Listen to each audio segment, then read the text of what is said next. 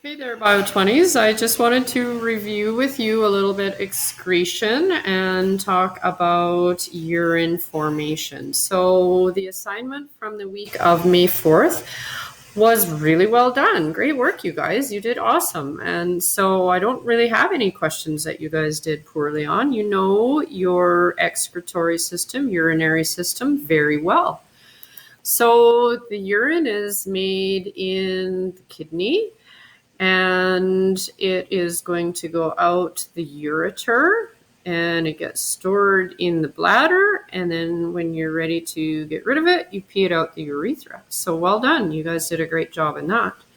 So the renal vein is going to take that filtered blood and then return it back to the heart. It goes up the inferior vena cava to the heart, and then it is going to go out of the heart through the abdominal aorta, and then it enters into the renal artery for filtration. Okay, so you guys did a great job on that. I didn't need to really go through any of that. Here was a numerical response question that you did really well in. You just had to follow a molecule or, urine, and it starts in the renal pelvis and the kidney, and then it goes into the ureter, it's stored in the bladder and out the urethra. So really well done.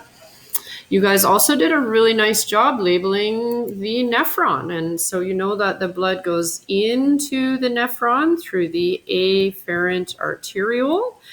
And then the glomerulus is this little capillary where you guys learned this week about that's where filtration happens. Anything that is not filtered is just going to make its way out the efferent arteriole. So you've got these capillary arteriole, which is unique in the kidney, right? That's the only place in your whole body you have that. And that acts to increase the blood pressure. And that's the force behind the filtration that's happening.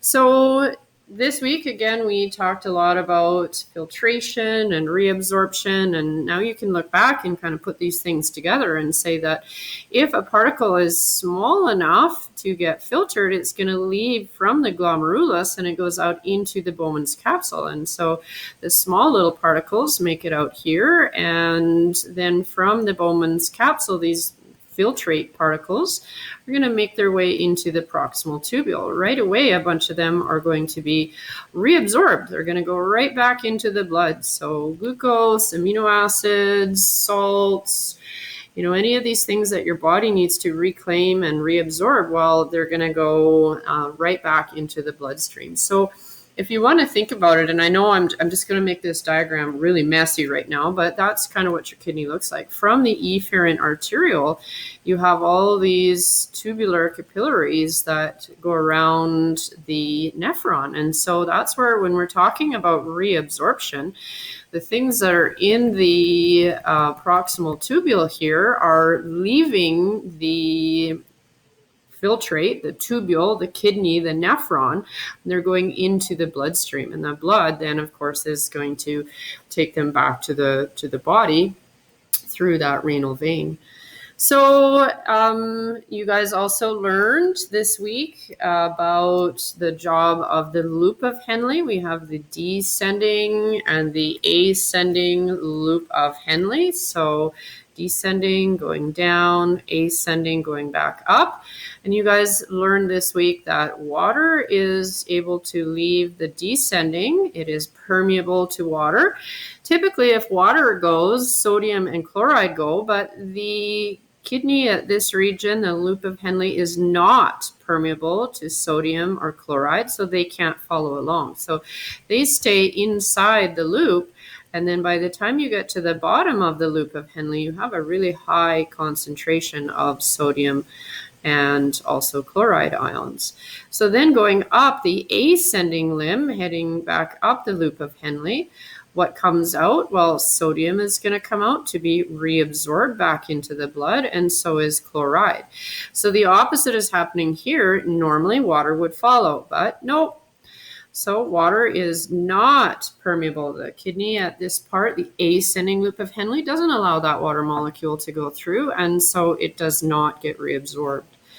So then we make it into the distal tubule, the last part of our nephron before we enter the collecting duct. And you have a whole bunch of distal tubules from a bunch of nephrons that enter into the collecting duct. So here in the distal tubule, and remember again, we have this blood vessel, the peritubular capillaries.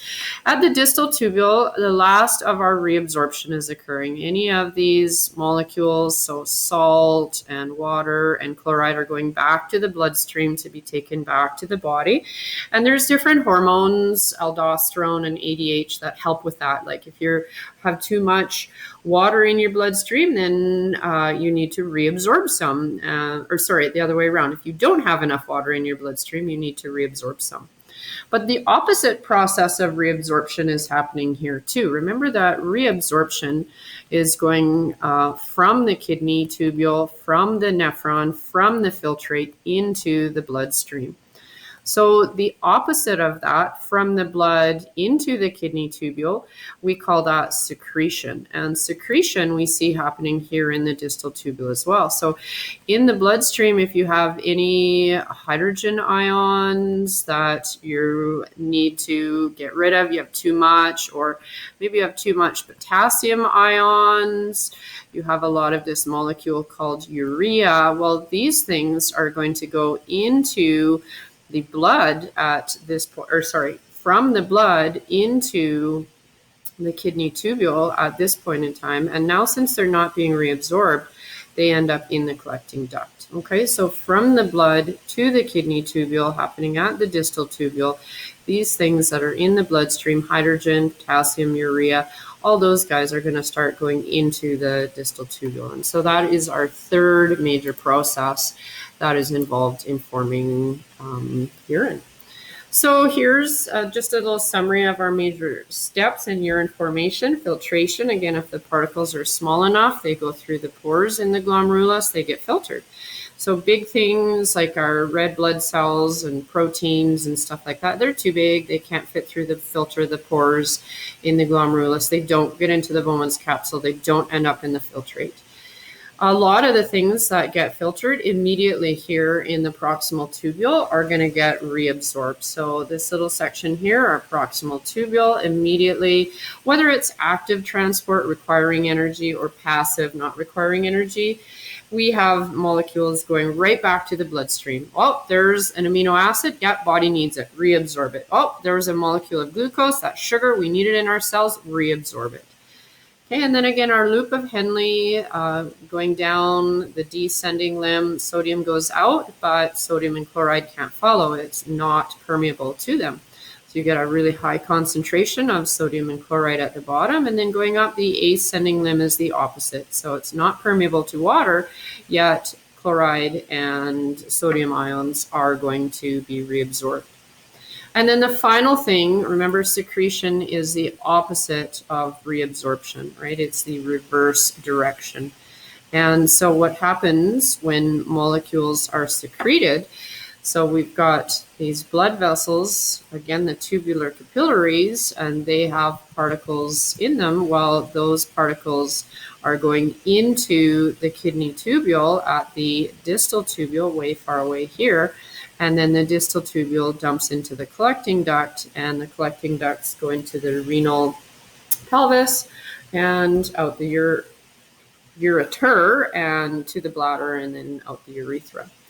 Okay, so just a refresher, you guys have one assignment this week. It is summative. It's got questions on respiration and excretion. I expect some of you have done that already. Reminder, you have Friday off and Monday off, so I hope you guys have an awesome long weekend. And if you do have any questions, just let me know. You can always get a hold of me here, michelle.ledeen@ghsd75.ca. Take care. Have a great long weekend. And remember, this week's work is due Monday night, not Sunday night, so you get an extra day. Awesome. Take care.